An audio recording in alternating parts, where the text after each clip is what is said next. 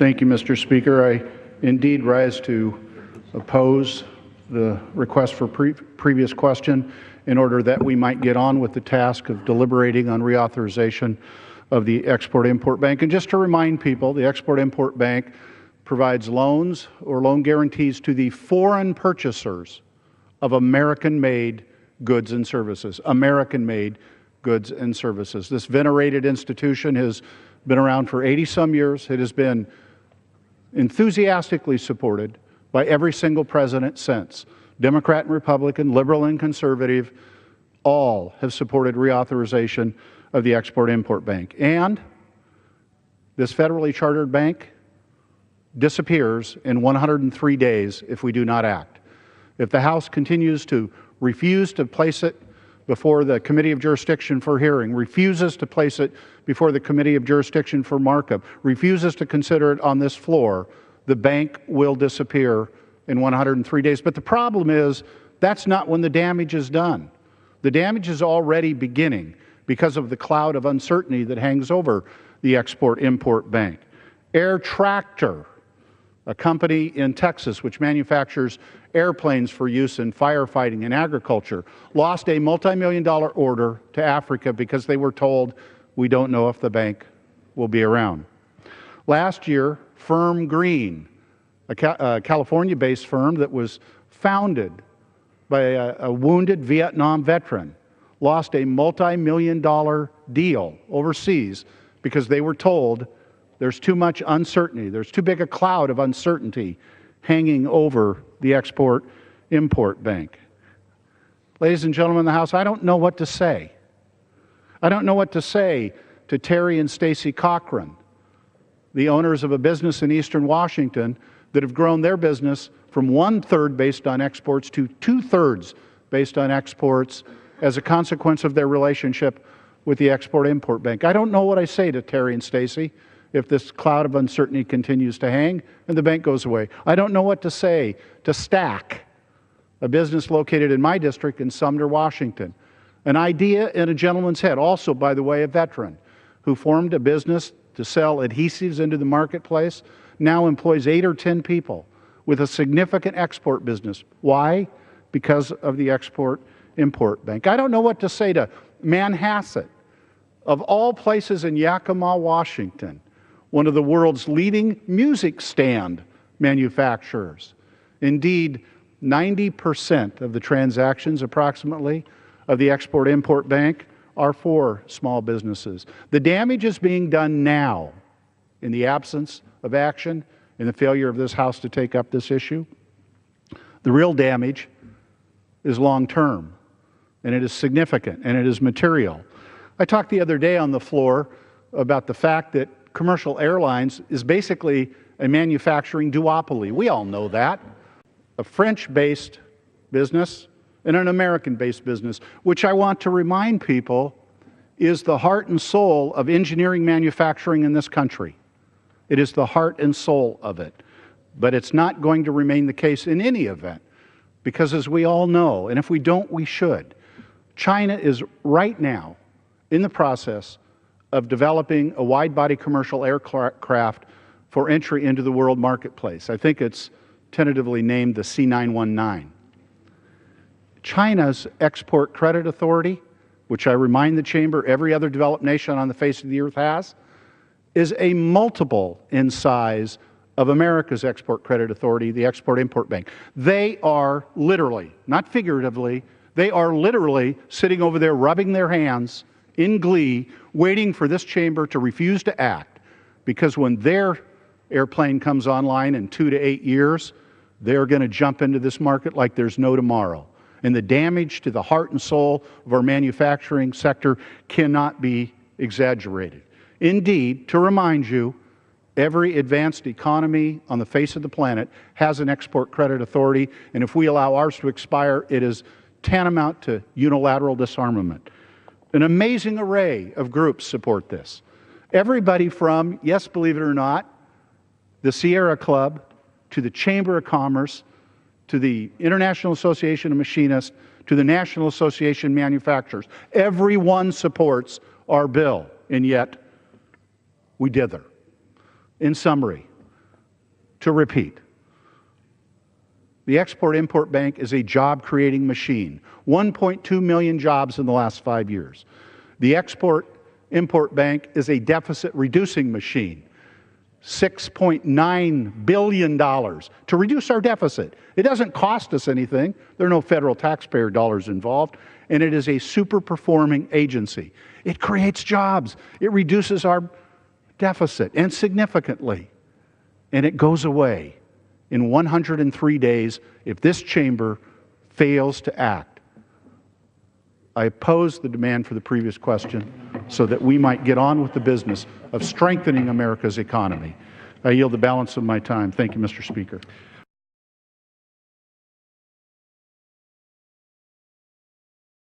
I believe that it is imperative that we have an opportunity to present a piece of legislation that will have a tremendous impact on our economy.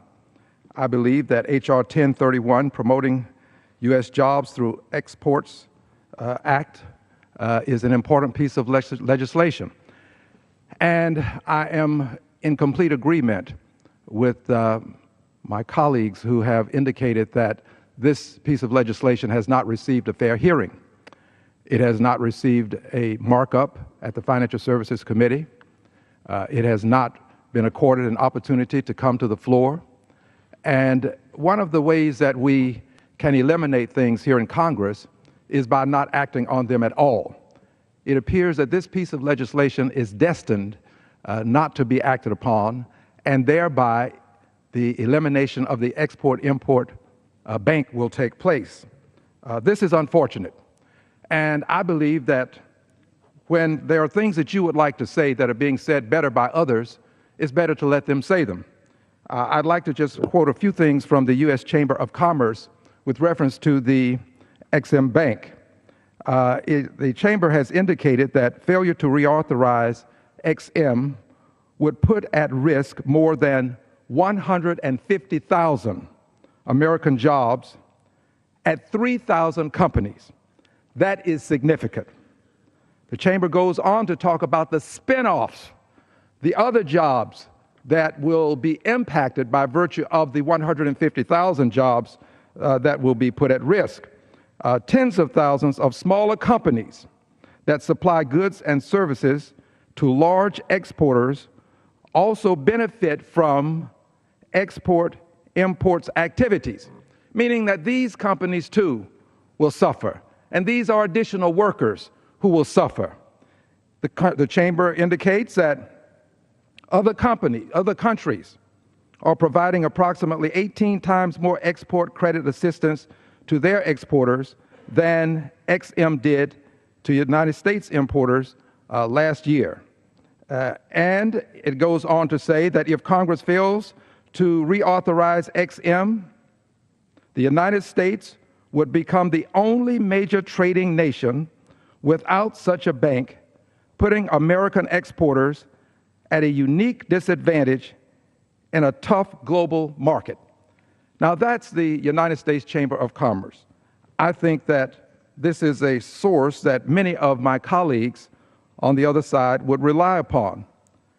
I'm also here to say that the state of Texas, which is the largest state that deals in exports, the top exporting state, accounting for approximately 18% of the national exports, would be hurt because in Texas we have approximately 1,630 exporters that utilize the Export-Import Bank.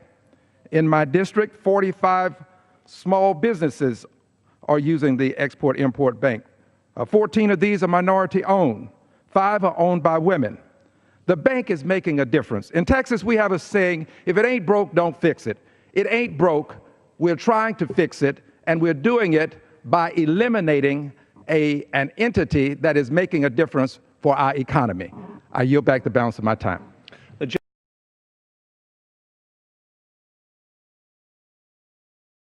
Thank you, Mr. Speaker. Mr. Green's repeated reference to the Chamber of Commerce, the United States Chamber of Commerce's point of view, prompt me to believe that entering their actual words, that of the Chambers, into the record would be a constructive addition to this debate. So I read from their letter. Failure to authorize EXIM would put at risk more than 150,000 jobs at 3,000 companies that depend on the bank to be able to compete in global markets. EXIM is especially important to small and medium-sized businesses, which account for more than 85% of EXIM's transactions. Tens of thousands of smaller companies that supply goods and services to large exporters also benefit from EXIM's activities. Other countries are providing approximately 18 times more export credit assistance to their exporters than EXIM did to U.S. exporters last year. Further, reauthorization of EXIM would benefit taxpayers by reducing the deficit by hundreds of millions of dollars. Far from being a subsidy, EXIM has generated $2.7 billion for taxpayers in the last 6 years, mostly through fees collected from foreign customers. Eliminating EXIM would increase the U.S. budget deficit. I'm going to repeat that. Eliminating EXIM would increase the U.S. budget deficit. EXIM's overall active default rate hovers below 0.25%, a default rate lower than commercial banks. The U.S. Chamber, the world's largest business federation, representing the interest of more than 3 million businesses of all sizes, sectors, and region, as well as state and local chambers and industry associations, and dedicated to promoting, protecting, and defending America's free enterprise system, urges the House to pass long-term EXIM reauthorization as expeditiously as possible. End quote. Those are verbatim words from the U.S. Chamber of Commerce's position on the long-term reauthorization of the Export-Import Bank. Why? Because they know that failure to do so 103 days from now will materially damage the U.S. economy and reduce the number of jobs. I urge you to support long-term reauthorization of the EXIM.